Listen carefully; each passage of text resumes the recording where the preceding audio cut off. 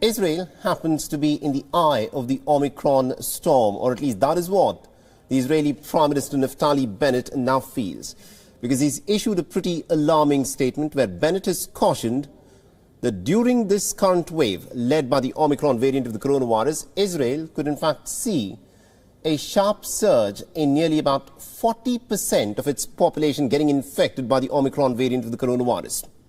Now, Bennett wrote on his Twitter account, and I quote him here, "Data presented at the cabinet meeting indicates here in the state of Israel between 2 to 4 million citizens in total could get infected in this current wave."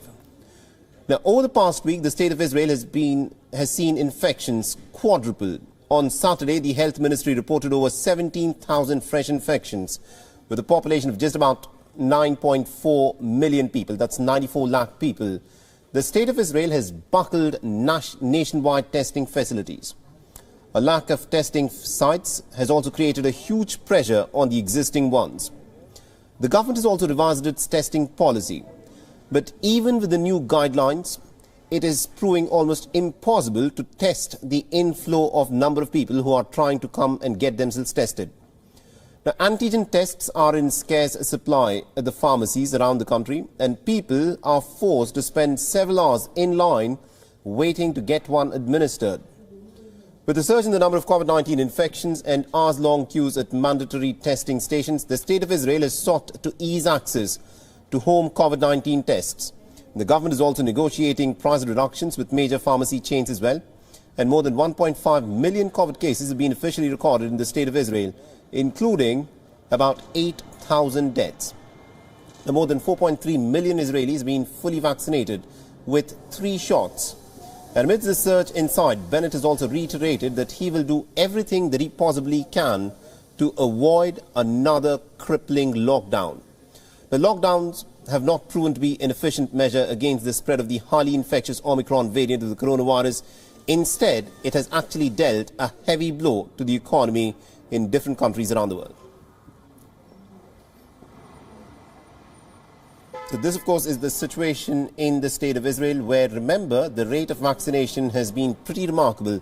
And Israel also happens to be one of the first nations in the world that has given a 4th booster shot of the coronavirus vaccines as well. But despite of that, what Israel is witnessing is something that is unprecedented, something that it had not witnessed in the first and the second waves of the COVID-19 infections. The Prime Minister has now put it out in the public domain that on the basis of the data that the state of Israel is looking at in terms of the infection rates within the population, anywhere from 2 to perhaps 4 million people could get infected in this latest wave of COVID-19 infections, driven largely by the Omicron mutant variant.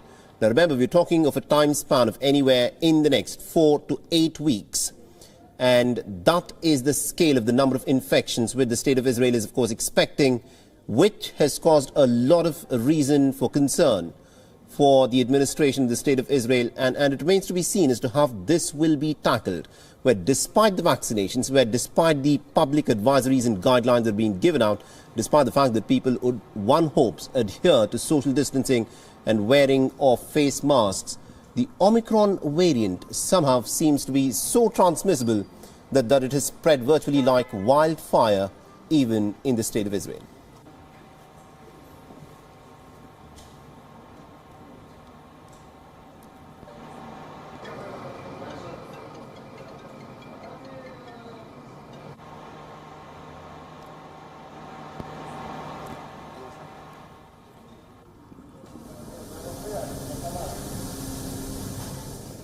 WION is now available in your country. Download the app now and get all the news on the move.